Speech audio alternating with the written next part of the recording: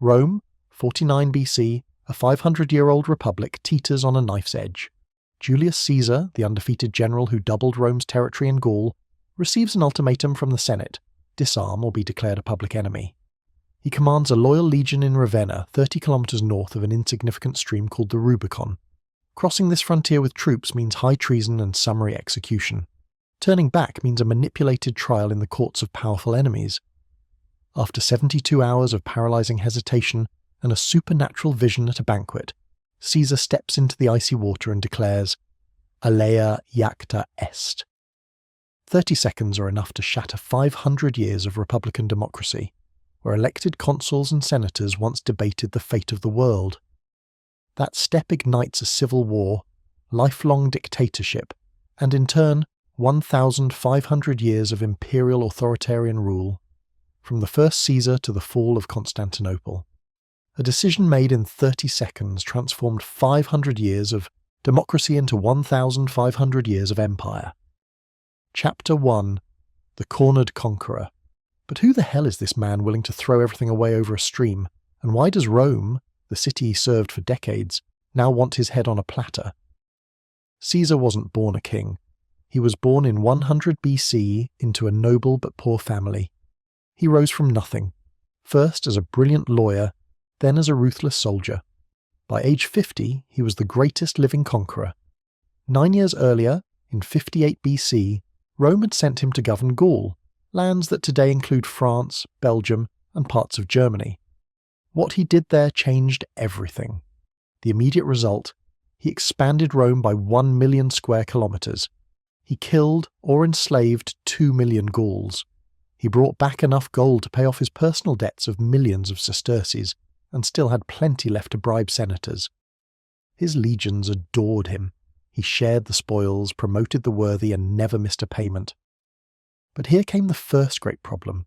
While Caesar bled in Gaul, Rome boiled with jealousy. Roman law was crystal clear. Every provincial governor lost legal immunity at the end of his term. Without it, any enemy could drag him to court for past crimes: corruption, extortion, mass killings. Caesar had piles of enemies in the Senate: Cato, Bibulus, the conservative optimates who despised his explosive popularity. They waited for him to return as a private citizen so they could destroy him in court. A conviction meant lifelong imprisonment or exile, a political death sentence. Worse still, to return to Rome and stand for the consulship, the Republic's highest office, he had to enter unarmed. Governors were forbidden from bringing legions onto Italian soil. The Rubicon marked that invisible frontier: north equals safe province, south equals sacred Italy, untouchable by armies. Crossing it with troops meant high treason. The punishment: summary execution without trial. Now enter Pompey the Great, Caesar's ultimate rival. At 20, Pompey commanded armies. He cleared Mediterranean pirates in 40 days. He conquered the east as far as the Euphrates. He celebrated 3 Roman triumphs, honours reserved only for gods and saviours of the Republic. For 15 years, Caesar and Pompey were allies in a secret triumvirate with Crassus. They carved Rome up like a pie. Caesar took Gaul, Pompey took Spain in the east, Crassus took the national treasury. But in 53 BC, Crassus was humiliated and killed in Syria by the Parthians, his head used as a wine cup by King Serena. The balance collapsed. Pompey, recently widowed, married the daughter of a conservative senator and became the Optimates' champion. He went from ally to enforcer. The Senate granted him dictatorial powers: 10 legions in Spain, the right to recruit in Italy, and a mandate to block Caesar. September 50 BC. Caesar requests to extend his command in Gaul until 49 BC, giving him time to return legally to Rome. The Senate refuses. December. The anti-Caesar consul Marcus Marcellus sends a message: return now, without an army, or be declared a public enemy. Caesar counters: fine, but Pompey must disarm first, for the sake of balance. The Senate rejects it. Caesar offers more: I'll disband all my legions except one, if Pompey does the same. January 7th, 49 BC. Enough. The Senate declares Caesar enemy of the Republic. Hannibal had crossed the Alps with elephants 2 centuries earlier. Caesar now has only one legion in Ravenna, 30 kilometers from the Rubicon.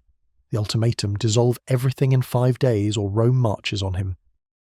But Rome doesn't march. Why? Pompey commands legions on paper, but the real soldiers love Caesar. Their loyalty is to him, not to distant senators. Caesar has 72 hours. Obey, and he dies poor and forgotten in a courtroom. Disobey, and he declares civil war against his own family, city, and gods. January 10th comes. Ravenna. Midnight. He's at a banquet with his allies, and something supernatural happens that changes everything. Chapter 2. The Political Trap. But wait, if Caesar is such a brilliant general, how did he end up in this deadly trap? Because the answer shows he didn't fall into a trap, he built the cage himself. Rewind 9 years, 60 BC. Caesar is still a nobody. He's back from Spain with minor military honours but buried in debt. He owes 25 million sesterces, an amount that could bankrupt entire nations. Pompey is the man. 3 triumphs, control of armies in the east, and the Senate trembles when he clears his throat. Crassus is the richest man in Rome, literally buys senators in bulk, owns mines, slaves, and real estate. Caesar? All he has is a sharp tongue and suicidal ambition. A brilliant move. Caesar sees that Pompey and Crassus hate each other but still need one another. The Senate blocks both, refuses land for Pompey's veterans, and denies lucrative contracts to Crassus's companies. Caesar becomes the broker of power. Let's divide Rome among us 3. You have the muscle and the gold. I have the people's votes. And thus, the first triumvirate is born, a secret, illegal, and ingenious alliance. It works absurdly well.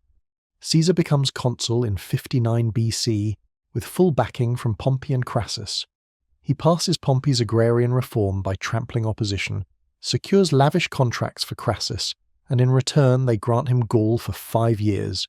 Renewable term, unlimited armies, a license to conquer at will. Caesar leaves Rome broke in 58 BC. 9 years later he returns swimming in Gallic gold. But every criminal pact has an expiration date. The deal depends on 3 sharks swimming in circles without biting each other. 56 BC. They renew the triumvirate at Lucca, Caesar's Gallic command extended for 5 more years. Pompey and Crassus share the consulship. Everything looks perfect until 54 BC, when Caesar's daughter, married to Pompey to seal the alliance, dies in childbirth. The emotional bond between Caesar and Pompey dies with her.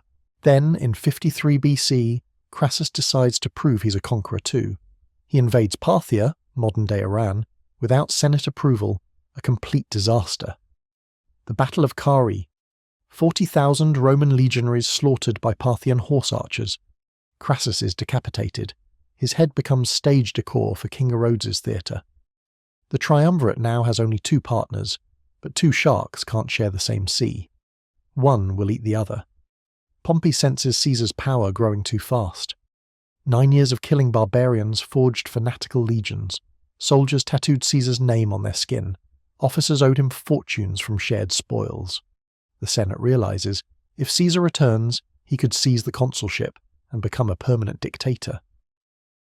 The Optimates, the conservative faction led by Cato, panic. Rome expelled kings in 509 BC. The idea of one man holding absolute power? A nightmare reborn. Pompey sees an opening. 52 BC. Bloody riots erupt in Rome. The Senate, desperate, names Pompey sole consul, a temporary dictator to restore order. He accepts. Marries again Cornelia, daughter of the ultra-conservative senator Metellus Scipio. Pompey has now officially switched sides. He's no longer Caesar's partner, but the Senate's guard dog against Caesar. The political maneuvers begin. 51 BC. The Optimates propose ending Caesar's command in Gaul with no renewal allowed. Pompey pretends neutrality but doesn't veto. 50 BC. Tribune Curio proposes that both Caesar and Pompey disarm simultaneously. The motion passes 370 to 22 in the Senate. Pompey refuses to comply. In January 49 BC, anti-Caesar consuls Lentulus Crus and Gaius Marcellus take office. Their first measure? Declare Caesar a public enemy if he does not dissolve his legions within 5 days. Now the trap snaps shut. Caesar offers compromise after compromise. keeping only 2 legions, then 1, then even just as Alpine Gaul. The Senate rejects everything. Caesar's allies, tribunes Mark Antony and Quintus Cassius, veto the decree. The optimates respond by expelling them from Rome by force, violating the sacred tribunician immunity that had been untouchable for 400 years. Caesar suddenly has a flawless legal pretext. I will defend the sacred rights of the tribunes violated by tyrants. January 7th, 49 BC. A messenger reaches Ravenna. The news: you're an official enemy. Armies mobilize. Escape? Impossible. Pompey controls the seas and the eastern provinces. Surrender? Certain death in court. There remains one insane choice no Roman has dared in 500 years, and now Caesar has 72 hours to decide whether to cross that cursed river or lay his neck on the executioner's block. Chapter 3. The Night of the Decision. Now comes the moment that changes everything. January 10th, 49 BC. Midnight. Ravenna. Caesar, the man who slaughtered millions in Gaul without blinking, is frozen in fear before a stream barely 30 meters wide. Caesar doesn't sleep. He's at a banquet with his most loyal officers, few, wary, tense. The table is full, but no one eats. The argument circles endlessly. Surrender means trial for corruption, extortion, and mass executions in Gaul. The optimates have an infinite list of fabricated charges. A military victory? Impossible. 1 legion, the 13th, 5,000 hardened men, against Pompey's 10 in Spain, plus Italian recruits, Mediterranean fleets, and Eastern allies. The math is brutal. Caesar commands 1/20th of Rome's total forces. His hesitation isn't weakness, it's cold calculation. Crossing the Rubicon violates Sulla's sacred decree of 81 BC, which forbids any army from entering Italy. No precedent exists. Hannibal crossed the Alps with elephants in 218 BC, but he was foreign. Caesar is Roman, kinsman of Marius, uncle of Augustus, father of the city he swore to protect. To declare war on his own blood was sacrilege against the household gods Lares and Penates, and even Jupiter himself. The priest would say, neither gods nor men forgive fratricide. His officers plead. Some beg for peace. Go back unarmed, negotiate immunity. Others cry for war. The northern legions are yours. Italy will submit without a fight. Caesar paces the hall, scarlet cloak dragging, sweat on his brow despite the winter chill. Some accounts say he cried, not from sorrow, but from the impossible weight of the decision. One man carrying the fate of Rome on his shoulders. If wrong, a civilization of 5 centuries would collapse in brothers' blood. Then the impossible happens. Suetonius writes, a figure appears at the banquet. Not ghost, not shared hallucination. A man of unearthly beauty and stature, long beard, white hair. No one knows his origin. A divine messenger, a lost Greek youth. He takes a soldier's trumpet, lifts it, and blows a single piercing note. A call to war that echoes like thunder. No words, no gestures. He turns, walks straight toward the Rubicon and vanishes into the night. Silence. Eyes lock across the room. Caesar rises, his face pale but set in fierce resolve. He doesn't speak Latin. He quotes ancient Greek, from a comedy by Menander, Aneryphtho kivos, let the die be cast. It isn't a battle cry, it's poetry masking terror. Caesar, master of rhetoric, quoting Greek theatre at the instant he destroys a republic. Alia iacta est would come centuries later, Plutarch and Suetonius translating the line into Latin. The Greek original reveals the trembling humanity behind the legend. The decision is made, clear skies. A full moon lights the path. Caesar mounts his favourite horse. The 13th Legion lines up silently. No. Drums, no cheers. They march 30 kilometres to Ariminum. At dawn, they reach the Rubicon. A shallow river, 30 metres wide, its current weak and cold. Caesar stops on the northern bank, dismounts, removes his boots, steps into the icy water up to his knees. His first soldiers follow. Boots splash. No one looks back. New problem. Bridge. Alea iacta est. Wet boots. Treason complete. But here comes the shock. This so-called civil war, the most famous in history, has no battles, no blood, no resistance. Caesar marches toward Rome, and cities surrender as if he were their saviour. What on earth is happening? Chapter 4. Rome's Strangest War. You expected epic battles, blood in the streets, Rome in flames. Wrong. The most famous civil war in history was also the strangest. Caesar marches on Rome with just one legion, and nobody throws a single stone. Caesar crosses the Rubicon with the 13th Legion, 5,000 men worn out from Gaul, not fresh elites. No heavy supplies, no battering rams, no catapults. The plan? None. Just a rapid march south. First target, Ariminum, modern Rimini, 15 kilometers away. The gates open the moment the city sees the dust of his legions. The local prefect comes out holding an olive branch. Welcome, liberator, not a single arrow fired. The pattern repeats with Roman precision. Auximum, gates open, garrison flees. Ancona, naval arsenal captured intact. 14 warships handed to Caesar for free. Pesaro, Fano, same instant surrender. In 5 days he controls 200 kilometers of the Adriatic coast. His army? Still only the 13th. Why? Northern Italy. Sizzlepine. Gaul has been Caesar's territory for 9 years. The recruits there swear loyalty to him, not to distant senators in Rome. Pompey had expected fanatical resistance. Instead, he gets rolled out carpets. Meanwhile, Rome descends into near-comic panic. Pompey the Magnus, the Great, the master strategist, commands 10 legions on paper. Reality, half are scattered across distant Spain. The other half are green recruits without training. The Senate sends messages, hold Ariminum at all costs. The replies, we've already surrendered. The Optimates flee Rome on January 17th, carrying the gold from the treasury. Pompey declares, I will retreat to ground of my own choosing. Translation, running for Apulia. Caesar presses forward. Corfinium in Abruzzo. He surrounds the city with trenches in 6 days. Inside is Lucius Domitius Ahenobarbus, a Pompeian general, commanding 3,000 legionaries. Everyone expects a massacre, a reckoning for old betrayals. Caesar surrounds, cuts off supplies, and waits. Domitius attempts suicide to escape humiliation. The rest surrender en masse, 40 senators, 2 praetors, 1 quaestor, 3,000 soldiers. Caesar does the impossible. He frees them all. Senators kiss his hand in gratitude. Soldiers swear allegiance to him. His motto spreads, clemency is victory. Pompey flees south to Brundisium, modern Brindisi, trying to negotiate. Stop fighting. Let's talk. Caesar agrees, even in war. Embassies exchange letters for an entire month. It's a Roman phony war. No big battles, no bloody sieges, no plunder. Caesar recruits as he marches. 2 legions arrive from Gaul. Total force, 25,000 men. Pompey, 20,000 barely trained, plus fleets. But on March 8th, he sets sail for Greece, abandoning all of Italy. Senators shout, coward. Pompey replies, they have speed, I have the seas and the east. Caesar enters Rome on March 15th.